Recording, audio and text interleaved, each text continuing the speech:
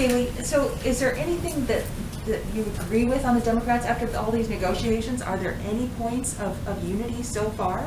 Well, look, they've presented zero plans. So we've presented 4, they've presented 0. So do we agree with them? It seems that they don't agree with us. The White House supports unemployment insurance benefits. The White House supports ensuring Americans don't get evicted. But what do the Democrats support? What do they stand for? So far, they've offered 0, nothing, except rejecting Martha McSally's bill to ensure that those who are receiving those checks continue receiving them. Is there an upper limit, Kayleigh, for the amount that you're willing to go to? Has the White House decided on some sort of a cap for how much you're willing to spend this round? Not that I'm aware of. The president has said, he wants to make sure money gets to the American people.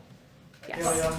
The Trump administration wants $377 million in the coronavirus relief bill for the long-delayed modernization of the West Wing.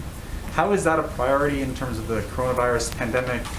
You guys talk about priorities. You had the FBI bill, which doesn't seem to have much support from Capitol Hill as well. So 2 things, and I'm glad you asked that because I do want to give you some details about those 2 items in particular. When it comes to the FBI building, this has been a long discussed issue. I would note that the 3 previous COVID bills that have been passed had plenty of other things in them that were not related to COVID. One of those examples is the Harbor Maintenance Trust Fund.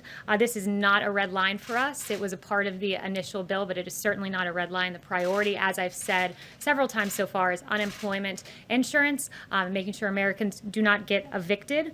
And then as it pertains to White House renovations, many of those pertain to safety protocols, filtration systems, enhanced communication ability, and needs that we saw that were highlighted during the pandemic. But make no mistake, a $377 million proposal will not stand in the way of ensuring that the American people get their checks. That is the priority, ensuring that Americans do not get evicted. That is our number 1, number 2 goals. Thank you, Kayleigh. I just wanted to confirm reports that Mark Meadows actually made an offer to extend unemployment insurance by 4 months. I haven't spoken to him on that precise proposal, but as he's mentioned, there were 4 that were made. Thank you, Kayleigh. 2 quick questions for you. Herman Cain passed away yesterday, and obviously he had tested positive for COVID 9 days after attending the president's rally in Tulsa. Officials there have connected the rally to a spike in cases. Is there any concern that Herman Cain may have contracted coronavirus at the president's rally? And is the task force doing any follow-up to track other potential cases from that event?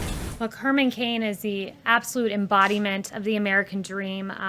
We are grieved and we are very saddened by his passing. He was raised in Atlanta, Georgia, on a small farm. He left with just the clothes on his back. His mother was a housekeeper, and he rose to be an extremely successful businessman and someone who contended for the nomination of our party. And I would refer you to a post on Herman Cain's website, and he says, I realize people will speculate about the Tulsa rally, but Herman did a lot of traveling the past week. I don't think there's any way to trace this to one specific contact that caused the infection.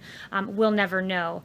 So I will not politicize Herman Cain's passing, and I would just note the great contributions he's made to our society. We'll always remember him, and his legacy will stand. And then just